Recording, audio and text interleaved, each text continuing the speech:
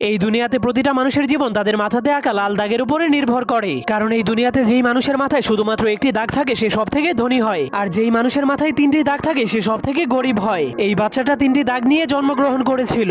এরপর সে ধীরে ধীরে বড় হওয়ার পর সে দেখতে পায় তাকে শুধু গরিব মানুষের সাথেই থাকতে হয়, আর যাদের মাথায় দুইটি দাগ আছে তাদের গোলামি করতে হয়। এমনকি তাকে দুই দাগওয়ালা মানুষের জন্য সারাদিনই কাজ করতে হয়, যার ফলে দুই দাগওয়ালা মানুষের বাচ্চারা তাকে মারলেও সে কিছুই বলতে পারতো না। এজন্য সে একদিন লুকিয়ে লুকিয়ে তার কপালের একটা দাগকে মুছে ফেলে। এরপর কাউকে কিছু না বলেই লুকিয়ে লুকিয়ে দুই দাগওয়ালা মানুষের রুমের মধ্যে চলে যায়। কিন্তু সে ভিতরে যাওয়ার পর দেখতে পায় সব দুই দাগওয়ালা মানুষের এক দাগওয়ালা মানুষের একদমই চাকরের মতো সেবা করছে, যা দেখার পর সে অনেক অবাক হয়ে যায়। এরপর সে বুদ্ধি খাটিয়ে তার আরেকটা দাগকেও মুছে ফেলে। কিন্তু যখন দুই দাগওয়ালা মানুষেরা দেখতে পায় তার কপালে এক দাগ, তখন তারাও তার সেবা করতে শুরু করে দেয়। তখন সে জীবনের প্রথমবার এত সম্মান পেয়ে অনেক খুশি হয়ে যায়। কিন্তু তখনই হঠাৎ করে উপর থেকে একটা মেশিন চলে আসে। এরপর সকল এক দাগওয়ালা মানুষদেরকে টেনে টেনে উপরে নিয়ে যায়। এরপর সেই মেশিন তাদের মাংসগুলোকে কেটে কেটে তিন দাগওয়ালা মানুষদেরকে খাওয়ার জন্য